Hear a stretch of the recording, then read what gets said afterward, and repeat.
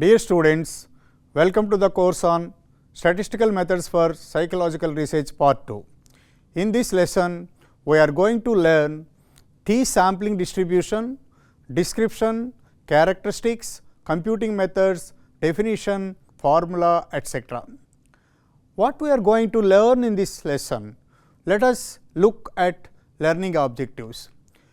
After completion of this module, students will be able to understand the nature and importance of generating sampling distribution, understanding the compatibility of students' t-sampling distribution through its definition, properties and applications, and know the assumptions associating properties with other sampling distribution. Further, understanding the computational methodology of t-statistic from the sampling distribution, more specific to t. Let us start.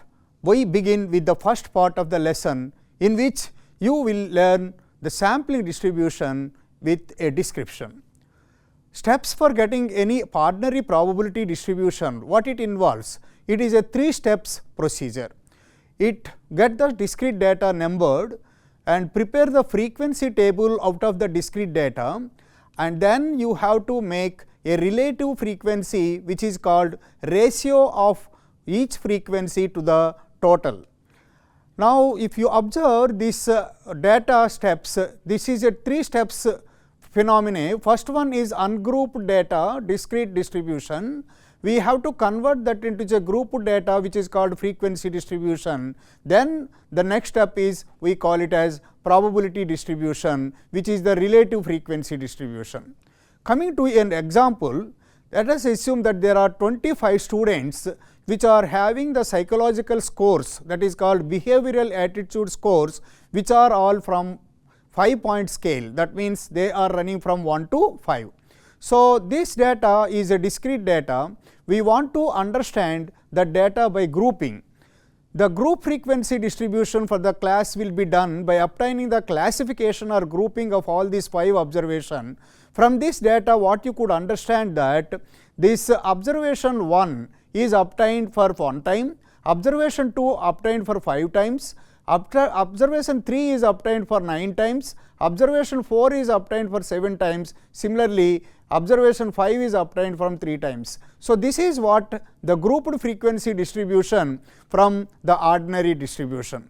So, construction of discrete probability distribution that deals with grouped frequencies can be converted into discrete probability distribution by the following method.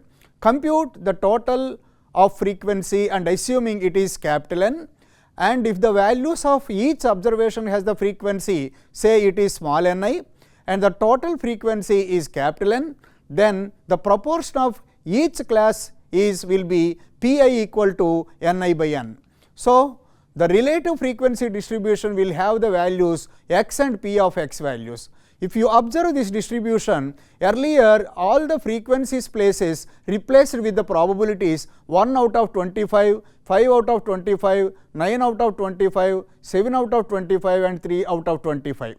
So, this is how you can convert a grouped frequency distribution become a probability distribution. So, features of discrete probability distribution, what it says? The discrete probability distribution will have random variables. It will be expressed in the countable number of values. All the elements will be probabilities. They are always lies between 0 and 1, and total of the probabilities will be equal to 1. So, if you observe the shapes of the discrete and continuous probability distributions, discrete distribution which resembles the right part, which is explaining a countable number of values, it is expressed as a spikes, whereas a continuous probability distribution where we have the shape is a continuous scale. So, we have to understand the discrete and continuous probability distributions with the help of graphs.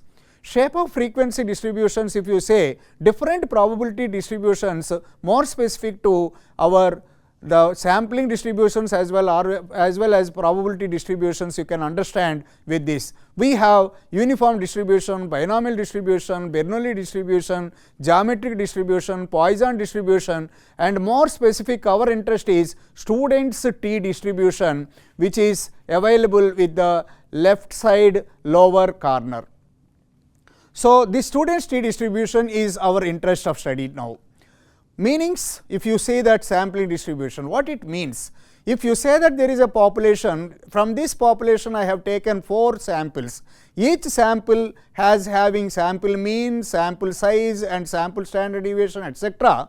Then if you say that the probability distribution based on these estimates of the population, different statistics will estimate from the set of samples that are drawn from the population. As this distribution is obtained based on sample functions, we call it as a sampling distribution. Now, what are the examples? If you see this table, this data consisting of 10 samples, each sample consisting of 10 observations.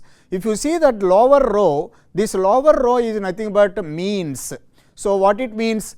The total sample 1 which mean is 31.0, the total sample 2, that are all we are having the lower row which is of the sample mean. The following table consists 10 randomly selected samples from the population and the means of each sample. Each sample has a size of n equal to 10, bottom row is the mean of the each sample, the mean value in the last row is 29.4, that what it means, that mean of the mean values, that is. So, each sample mean is an estimate and the overall sample mean is an estimator. So, this distribution deals with estimates or function of statistics. So, therefore, we call it as it is a sampling distribution. What are the characteristics of the sampling distribution? In understanding characteristics of the distribution, the overall shape of the distribution is symmetric, which is a parent population, and there will be no outliers. And coming to the center of the distribution, this distribution which resembles the true population mean. So, this is the population mean and this is the sample mean. We can understand the characteristics of the sampling distribution which is of parent population through the sampling distribution. Coming to the sampling distribution names, there are several categories, which one is a student's t distribution, which mostly deals with sample means when the sample size is small. The distribution of the sample means and sample proportions resembles the symmetry and which follows standard normal distribution. The sampling distribution of variances will follow Snedeker's F distribution, and the sampling distribution that deals with non-parametric categorical variables, that is with chi-square distribution.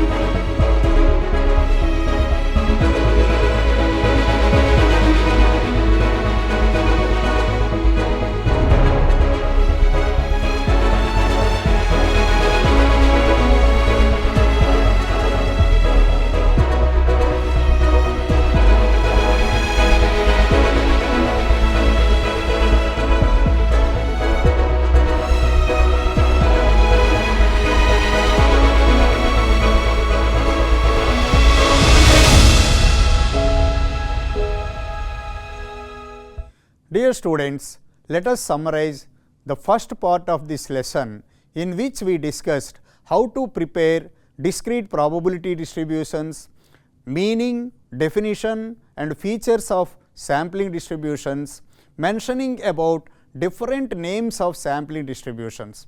I hope you have enjoyed the topic about the notions of sampling distribution in this part. We will proceed to the second part of the lesson in the next session. Thank you.